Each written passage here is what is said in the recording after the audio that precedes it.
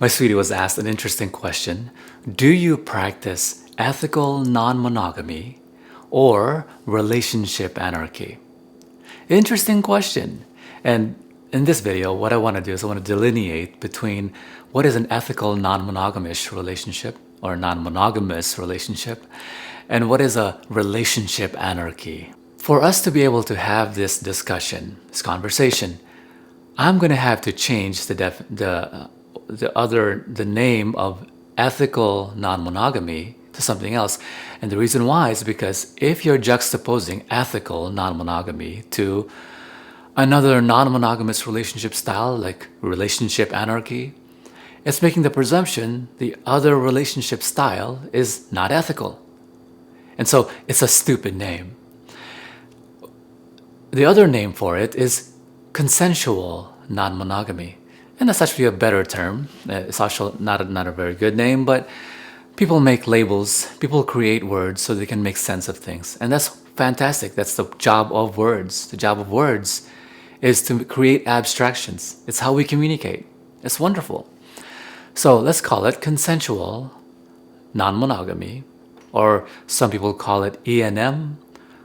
Some people will call it CNM, yeah, for all intents and purposes. And relationship anarchy, some people call it RA. So let's make the delineation between the two. What's the difference between the two? And why do I not refer to my relationship styles as that? The delineation, the important distinction is consensual non-monogamy or ethical non-monogamy is based primarily on that one word, and that is consent. It is an arrangement between people. Relationship anarchy is more of a lifestyle. It's more of a philosophy. So what's the important delineation?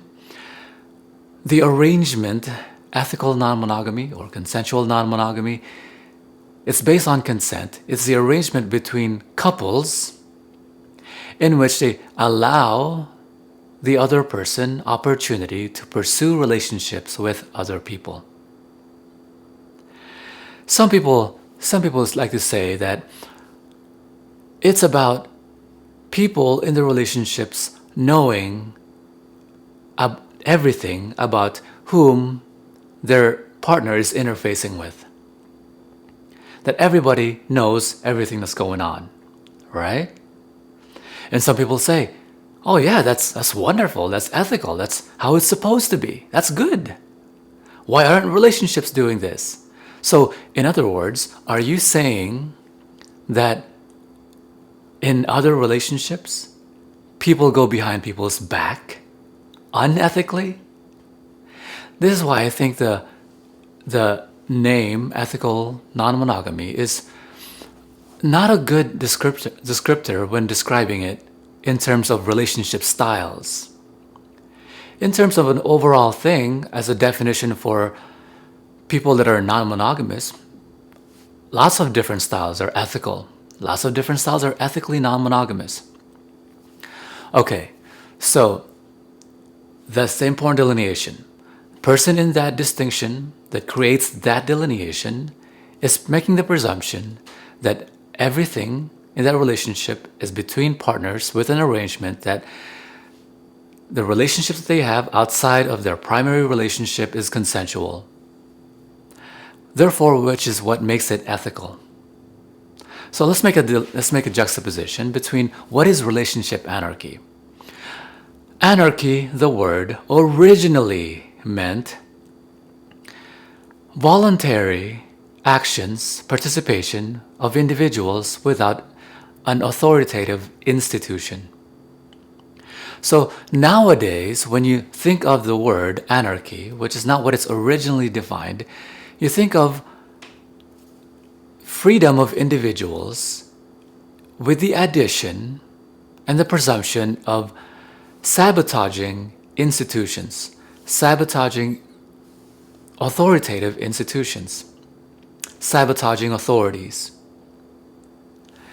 going against authority figures. That is what you think of when you think of anarchy. But anarchy originally meant, the original word the original word for anarchy.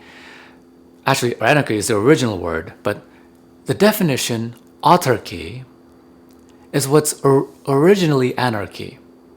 Autarky is the recognition that individuals are better off when they have freedom,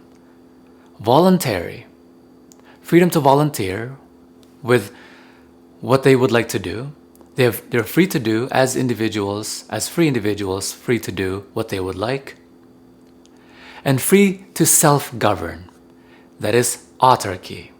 And that is actually what anarchy originally meant, without the presumption of being sabotaging for institutions, for authorities. So, going back, relationship anarchy, you can refer to it as actually relationship autarky, recognizing that individuals are free to do as they would like as free individuals, independent beings, making their independent decisions, and they can communicate about their relationships with other people if they'd like, and not communicate about them if they would like. And this is where the mix of the two, the ethical non-monogamy part and the relationship anarchy part, is that making the presumption, just because you're a relationship anarchy doesn't mean you're going behind people's backs and not communicating about your other endeavors with other people. And so when you do communicate, does that make it ethical? This is again one of my problems with the term ethical non-monogamy. So when you think of ethical non-monogamy or consensual non-monogamy, you think of monogamish. It's an arrangement between individuals in which they give the other person opportunity to pursue other relationships. The consensual part being, you better not have relationships behind my back. Otherwise, this makes it unethical. This makes it non-consensual. This is the important part, delineation between ethical and non-monogamy. Relationship anarchy, or what we can refer to as relationship autarky, is individuals being free to do as they would like. And this is actually, when I explain my relationships, is closer to relationship autarky. The reason being, when I explain my relationship style, here's how I explain it, and the reason why I do it.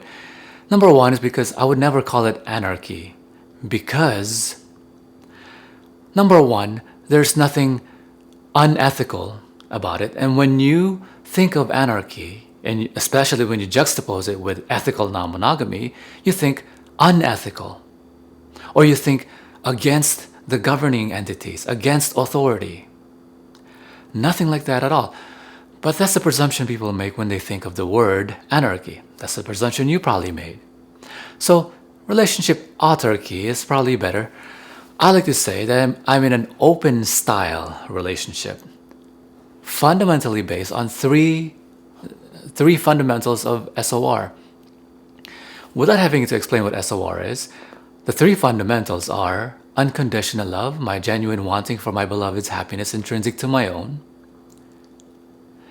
my genuine wanting for her to pursue things that pleases her, makes her happy, and makes her fulfilled. Non-judgmental acceptance, accepting the person for who they are as the human being that they are. And finally, open communication.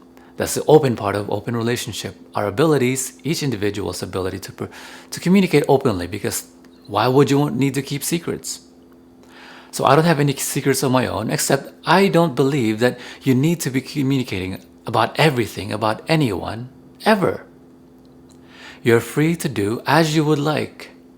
And the reason for that is because not only do I interact with many people in my business, my personal relationships, but because not many people are that significant. And they grow in significance. And as they grow in significance, it becomes natural to talk about your friends. It's a best friendship relationship.